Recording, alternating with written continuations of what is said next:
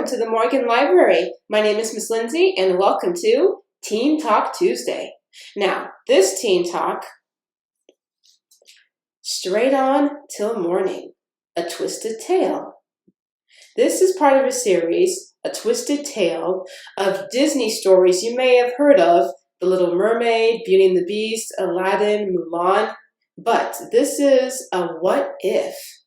So this one, what if Wendy first traveled to Neverland with Captain Hook? Ooh, let's see.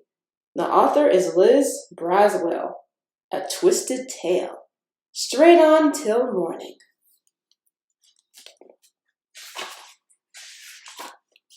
Chapter 1. Somewhere in Neverland. Wait, did we look over by the troll bridge? We did? What about the tonal spring and the beaches around the shimmering sea? The asker of these questions was a slender young man of indeterminate age, though perhaps if an observer looked him dead in the face, she would notice the last pockets of baby fat plumping his cheeks just above the cheekbones. His eyes and mouth and even nose wiggled and puckered with every word and thought in between, like a toddler telling a very important story to his mother. His hair was muscled up and red, his eyebrows a thicker, darker red. And were his ears just a touch pointed at the tips? The one who answered this question certainly had pointed ears, though the same observer might be hard-pressed to make out any ears, or actual questions, or answers at all. The boy spoke to what appeared to be a little more than a golden light that bobbed and sparkled and tinkled like bells. In fact, the whole scene resembled a mesmerate quizzing a pendulum held from a long golden chain, glittering in the sunlight, whose vague swings returned meanings known only to the oculist himself. But upon looking more closely, you would see that inside the golden bauble was a tiny woman with very pointed ears, a serious face, a green dress, and sparkling wings. Her body was like a series of energetic globes, from her golden hair and its messy bun, to her hips, to the round silver bells that decorated her shoes. Throughout the conversation, every part of her was as animated as her friend's face. Really? We looked in all the places? Well, how about... Here! The boy spun suddenly and grabbed the side of a tree, as if to physically move it out of the way. Really, he was just looking behind it. But there was nothing hiding there aside from some brightly colored lichen, a camouflage moss, and a few grazing unicorn beetles. From this sudden motion and burst of energy to dead exhaustion, the boy slumped, strangely drained by disappointment and exertion. He slid down to the base of the tree, causing at least 2 of the shining white beetles to flee into higher branches. The bauble of light glittered aggressively up and down. It jingled angrily. I can't anymore, Tink. I'm beat.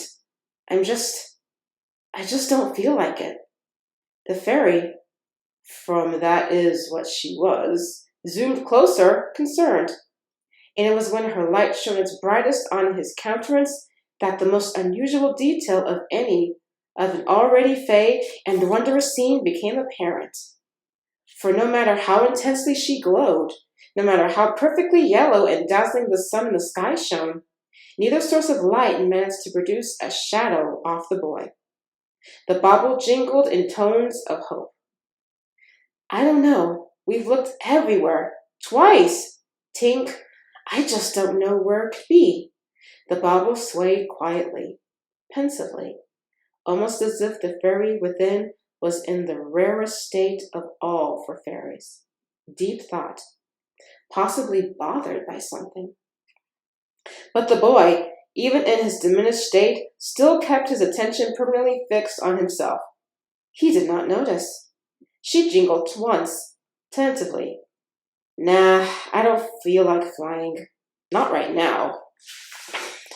I think I'll just rest here for a while. You go on without me. I could use a nap. Then I'll feel better. I just know it. The fairy jingled worriedly around his face. Just go on without me. He swayed her away like a gnat, sleep already overtaken his body once the decision had been made. Don't feel like flying any more. He yawned a giant, repulsive yawn and was soon snoring. The fairy regarded him silently. She hung in a cool shadow of the generous tree, spun gently by a summery breeze. They were at the edge of the quiescent jungle, which was the friendliest forest in Neverland. The leaves of the trees spanned every shade of golden green, and the creatures who lived there were all harmless and mostly furry.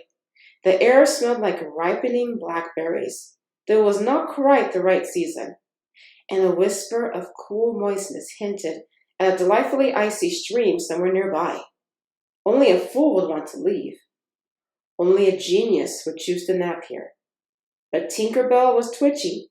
She had a rather dark inkling of where the shadow could be, since it had effectively proven where it could not be. And if her friend ever found out that she'd had this inkling all along, he would be very cross with her indeed. She floated silently over to his face, her golden sparkles illuminating every lash, every freckle, every pore. He blew out through his careless lips, and his breath lifted up the end of his long, shaggy bangs. She hovered above his pug nose. After debating and biting her own lip, she gave him the tiniest, quick fairy kiss on it, then sealed herself and zoomed into the sky like a bee bent on finding its way home after a day of foraging nectar. But she was not going home. She was going to look for Peter's shadow in the scariest place of all. She was going to London. And that was the beginning of Straight On Till Morning, a twisted tale. Thank you very much for joining me today, and I will see you next time. Bye-bye.